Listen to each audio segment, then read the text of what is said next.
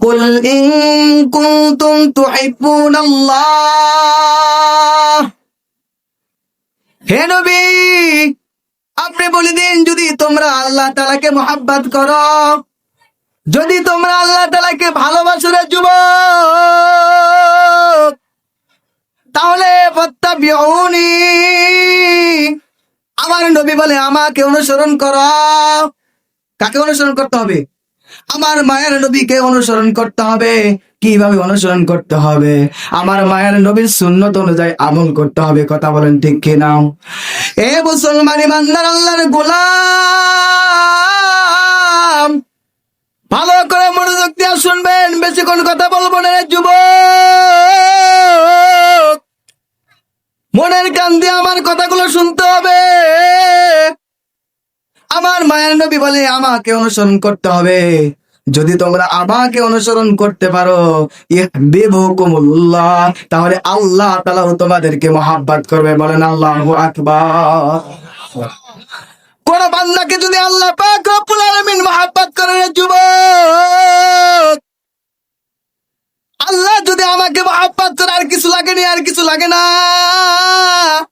কারণ আমার মালিক আমাকে ভালোবাসে, আমার আল্লাহ আমাকে মহব্বত করে রে বাবা। আল্লাহ যদি আমাকে মহব্বত করে, আর কোনো কিছু দরকার পড়ে না।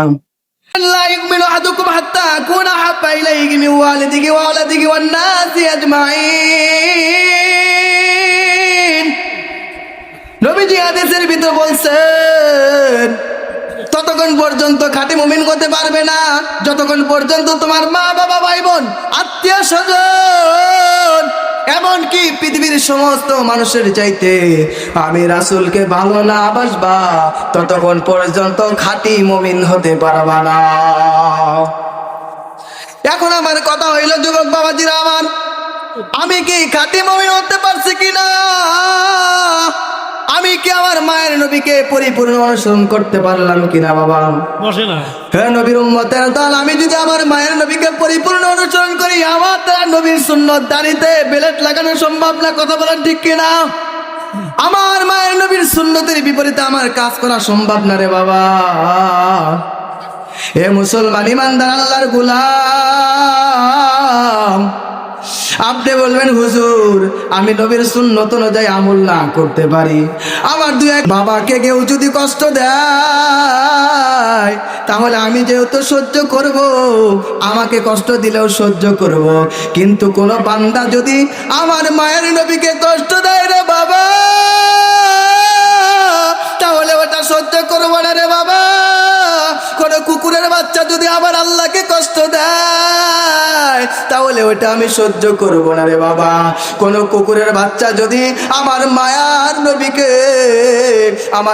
নবীকে কষ্ট দেয়, আল্লাহকে নিয়ে কটূক্তি করে, আমার শরীরের ভিতরে এক ফোঁটা রক্ত টাকা পর্যন্ত এই কুকুরের বাচ্চারা বাংলার জমিনে থাকতে দেওয়া হবে না। কথা বলেন ঠিক কিনা?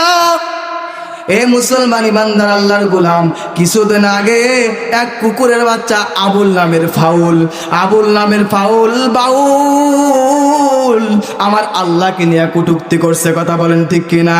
ওই কুকুরের বাচ্চা বলে আল্লাহ নাকি বুঝে না। কি করে না? আল্লাহ বলে বুঝে না। কয় আল্লাহ যদি এতই বুঝে তাহলে আরো 15-20টা আল্লাহ বানাইতো, তাহলে তার সম্মানটা পারতো। বলেন না নাউজুবিল্লাহ। কুকুরের বাচ্চা বলে কি? বলে আল্লাহ নাকি বুঝে না। কোরআন নিয়েও কটূক্তি করছে। কুকুরের বাচ্চা বলে যে সূরা নাসের ভিতরে কুল আউযু বিরাব্বিন নাস মালিকিন নাস ইলাহিন নাস মিন শাররিল ওয়াসওয়াসিল খান্নাস, আল্লাহ শব্দ এখানে নাচতে কইছে। কত বড় খারাপের বাচ্চা, তাহলে চিন্তা করেন। আল্লাহ বলে সূরা নাসের ভিতরে কবিতার মতো সুন্দরভাবে মিলায়া কত সুন্দর করে আমার মালিক আল্লাহ বলে কুল আউযু বিরাব্বিন নাস মালিকিন নাস ইলাহিন নাস মিন শাররিল ওয়াসওয়াসিল খান্নাস আল্লাযী ইউওয়াসওয়িসু ফি সুদুরিন নাস মিনাল জিন্নাতি ওয়ান নাস। এই নাচগুলাতে বলে আল্লাহ কি বলছে? নাচতে বলছে। কথা বলেন, তাহলে মনটা কেমন খারাপ হয়? আল্লাহর কসম করে বলি, ওই কুকুরের বাচ্চাকে যদি আমি আব্দুর রহমানের সামনে এনে দেওয়া হয়, আমার শরীরে এক ফোঁটা রক্ত থাকা পর্যন্ত তাকে এক চটকানে দিয়ে দুনিয়া থেকে বিদায় করে দেব। আমাকে কথা বল, তোকে আমি কিচ্ছু বলবো না, আমার বাবাকে গালিতে কিচ্ছু বলবো না, ধৈর্য ধারণ করবো। কিন্তু কোন কুকুরের বাচ্চা যদি আমার আল্লাহকে নিয়ে কথা বলে, ওই কুকুরের বাচ্চার বাংলার জমিনে ঠাই হবে না। কথা বলেন ঠিক কিনা? এজন্য ভাইরা আমার, আমরা দু এক ওয়াক্ত নামাজ কাজা হইতে পারে, আমার মালিকের কাছে তওবা করলে আল্লাহ মাফ করে দিবে। কথা বলেন ঠিক কিনা? কিন্তু কোন কুকুর যদি আমার মালিক আল্লাহকে কষ্ট দেয়, তাহলে আমরা ওটা সহ্য করব না রে বাবা। এজন্য আমাদেরকে আমার মায়ার নবীকে মহব্বত করে আল্লাহকে মহব্বত করতে হবে। আমার আল্লাহকে যদি মহব্বত করতে চাই, তাহলে আমার কোরআন অনুযায়ী আমাকে আমল করতে হবে। কোরআন অনুযায়ী আমল করতে হইলে আমাকে কোরআন পড়তে হবে। কথা বলেন ঠিক কিনা? আমি একটা হাদিস পাঠ করেছি, হাদিসের ভিতরে নবীজি বলেন, কোন আলিমান, পারলে কোন আলিম হও, আও মুতাআল্লিমান, আলেম হতে না পারলে আলেমের ছাত্র হও, এটাও যদি না পারো, আও মুত্তাবিআন, আলেমকে অনুসরণ করো। দেখো একজন হক্কানি আলেম কিভাবে চলে রে বাবা, একজন হক্কানি আলেম কিভাবে নামাজ পড়ে, একটু তাকায় দেখো। এই মুসলমান ইমানদার আল্লাহর গোলাম, কারণ ওই আলেম জানে আমার মায়ের নবী কেমন করে নামাজ পড়তো, আমার মায়ের নবীর দাঁত মুবারক কেমন ছিল, ওই আলেম জানে। এজন্য ওই আলেমকে দেখো, ওই আলেমটা ওযু কেমনে বানায়, ওই আলেম নামাজটা কেমনে পড়ে, তাকে অনুসরণ করো। এইটাও যদি না পারো, আও মুহিব্বান, কমপক্ষে আলেমকে মহব্বত করো, আলেমকে ভালোবাসো রে বাবা। আলেমকে মহব্বত করলে তোমার ক্ষতি হবে না, লাভ ছাড়া কিছুই হবে না। আর যদি আলেমকে মহব্বত করতে না পারো, আল্লাহ রাব্বুল আলামিন নবীজির হাদিসে নবীজি বলেন, ওয়ালা তাকুনিল খামিস, 5 নম্বরে যায় না, ধ্বংস হয়ে যাইবা। আমি যেই 4টা বলেছি, এই 4টার ভিতরে যদি না থাকো, কি হয়ে যাইবা? ধ্বংস হয়ে যাইবা। এজন্য আপনি যদি আলেম হতে নাও পারেন, আপনার সন্তান আছে, সন্তানটারে আলেম বানান। আমার বড় আফসোস, এখানে জান্নাতের বাগানের মতো একটা সুন্দর মাদ্রাসা, কপাল বড় খারাপ, এখানে বিভিন্ন জায়গা থেকে সে কোরআনের হাফেজ হয়ে যায়। কিন্তু আমার কষ্ট লাগে, এই অঞ্চলের একটা ছাত্র এই কারণে মাদ্রাসার ভিতরে নাই। আমার বড় কষ্ট লাগে, আমিও সাকারা থেকে আসছি, এখানে আজকে বয়ান করতেছি রে বাবা। আমি এইখানে পড়াশোনা কইরা যাই, এখন ঢাকায় পড়াশোনা করি রে বাবা। এ মুসলমান, আপনার কি মন চায় না একজন আলেমের বাবা হয়ে কবরে যাইবেন? ও মা, আপনার কি মন চায় না রে গোপা, আপনি একজন আলেমের বাবা হয়ে কবরে যাবেন? মনটা যদি চায়, তাহলে আল্লাহর কাছে দোয়া করেন, আল্লাহ যেন একটা নেক সন্তান দান করে, ওই সন্তানটা একজন বড় আলেম বানাবেন। মা বাবাই দোয়া করছে, আল্লাহ আয় দয়া ভাই মালিক আল্লাহ, আমাদেরকে একটা নেককার সন্তান দান করো রে মালিক। আল্লাহর কাছে দোয়া করছে, আল্লাহ আমাদেরকে একটা নেককার সন্তান দান করো, এই সন্তানকে বড় আলেম বানাবো, বড় হাফেজ বানাবো। আল্লাহ পাক মা বাবার দোয়া খালি হাতে ফেরত দেয় না, আল্লাহ পাক মা বাবার দোয়া খালি হাতে ফেরত দেয় না। আল্লাহ রাব্বুল আলামিন তাদের দোয়াকে কবুল করে নিয়ে তাদেরকে একটা নেককার সন্তান দান করছে। সুবহানাল্লাহ বলবেন না? নেক সন্তান দান করছে, বদ সন্তান দান করে নাই। যেই সন্তান গাঁজা খায়, যেই সন্তান সিগারেট খায়, এমন সন্তান দেয় নাই, নেক সন্তান দান করছে। আর আপনারা সুবহানাল্লাহ বলতে পারলেন না? আশ্চর্য বিষয়, আমরা এই পরিমাণ খারাপ হয়ে গেছি, আমরা বুঝি না। আমরা একটা সন্তানকে স্কুলে পড়াই, মাসে 5,000 টাকা দেই, তারে ওই টাকাতে কি করে আমি খোঁজ নেই না। অথচ আমার একটা সন্তান মাদ্রাসায় পড়ে, পরে 2,000 টাকা দিলে পরে বলি এত টাকা খরচ কি? কথা বলেন না কেন? যেই সন্তানকে আপনি মাদ্রাসায় দিয়েছেন, ওই সন্তানকে 1,000-এর জায়গায় 3,000 দেওয়ার চেষ্টা করলে এটা আপনার থাকবে? আমি মানুষের বাড়িতে কাজ করে তোমার পেটটার ব্যবস্থা করি, আমার পেটটার ব্যবস্থা করি। এ বাবা, নাইবা যাও, নাইবা যাও, যদি অন্যের বাড়িতে কোনো কাজ পাও, কাজ করে নিজের পেটটার ব্যবস্থা করো। ওই ছোট বাচ্চা ডাক দিয়ে বলে, মা ঠিক আছে, কোনো টেনশন নাই।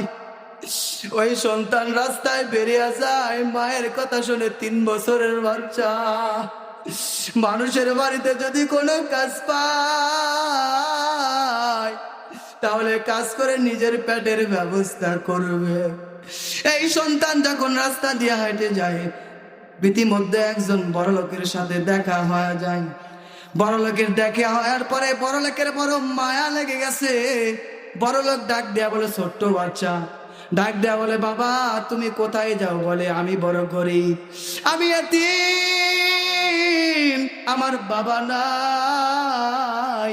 আমি যদি অন্যের বাড়িতে কোনো কাজ পাই, ওই কাজ করে নিজের পেটটার ব্যবস্থা করব। এইবার বড় লোকের মায়া লাগছে। ছোট্ট বাচ্চা বড় লোক ডাক দেয়া বলে, বাবা আয়, তুই আজ থেকে আমার বাড়ি থাকবি, আমার বাড়িতে 2টা গরু আছে, দেখাশোনা করবি, আর তোর খাওয়া দাওয়া কাপড় চোপড় যা লাগে আমি সব ব্যবস্থা করে দিব। এতিম সন্তান ওই বড় লোকের বাড়িতে কাজ করতে লাগছে। কাজ করতে করতে হঠাৎ করে একদিন মসজিদের সামনে দিয়ে এক গরু নিয়ে যাইতেছে। হঠাৎ করে ইমাম সাহেব মসজিদ থেকে নামাজ পড়ে আসতেছে। ইমাম সাহেব যখন মসজিদ থেকে নামাজ পড়ে আসে, ইমাম সাহেবের দেখে বড় মায়া লাগছে। 3 বছরের বাচ্চা গরু নিয়ে হেঁটে যায়। আপনার সহ্য হবে? আপনার সন্তানকে আপনি 3 বছরের বাচ্চা আপনি গরু দিয়ে পাঠাবেন? কথা বলেন না কেন? পাঠাবেন? তাহলে কথা বলেন না কেন? কত কষ্ট নিয়ে সন্তানটা গরু নিয়ে যাইতেছে। এইবার ইমাম সাহেব ডাক দেয়া বলে, বাবা দাঁড়াও। এইবার ছোট্ট বাচ্চা ডাক দেয়া বলে, হুজুর আপনি একটু দাঁড়ান, আগে মালিকের গরুটা দিয়ে আসি রে হুজুর, তারপরে আপনার সাথে কথা হবে। এই কথা বলার পর ওই ছোট বাচ্চাটা মালিকের গরু দিয়ে ওই হুজুরের সামনে আসছে। হুজুর ডাক দেয়া বলে, বাবা তোমার নাম কি? তুমি কোথায় থাকো? এইবার ছোট্ট বাচ্চা ডাক দেয়া বলে, আমার নাম হলো ইমামউদ্দিন। কি নাম? ইমামউদ্দিন। ইমাম সাহেব চমকে উঠে গেছে। ইমামউদ্দিন, ইমামউদ্দিন নামের অর্থ কি জানো? এইবার ডাক দেয়া বলে, হুজুর আমার কপাল বড় খারাপ, আমার মা বাবার কত আশা ছিল আমার আলেম বানাবে, আমার নামের অর্থটা জানাবে, আমি তো জানি না আমার নামের অর্থটা কি। এইবার ডাক দেয়া বলে, বাবা ইমামউদ্দিন নামের অর্থ হলো ধর্মের ইমাম, দ্বীনের ইমাম। তুমি গরুর ইমামতি বাদ দাও। বলে, গরুর ইমামতি বাদ দিয়ে আমি কি করে খাইব? আমার তো টাকা নাই, পয়সা নাই, আমি কিভাবে গরুর ইমামতি বাদ দিব? এইবার হুজুর ডাক দেয়া বলে, শুনো তুমি তোমার মায়ের কাছে দোয়া নিয়ে যাইবা, তুমি তোমার মায়ের কাছে দোয়া নিবা, আমি দোয়া কইরা দেই এবং তোমাকে কি করি ঠিকানা দিয়া দেই। ভারতের সাহারানপুর একটা মাদ্রাসা আছে, কওমিয়া মাদ্রাসা। এই মাদ্রাসায় তুমি যাইবা, তোমার টাকা লাগবে না, পয়সা লাগবে না, তুমি বিনা টাকায় আলেম হয়ে যাইবা।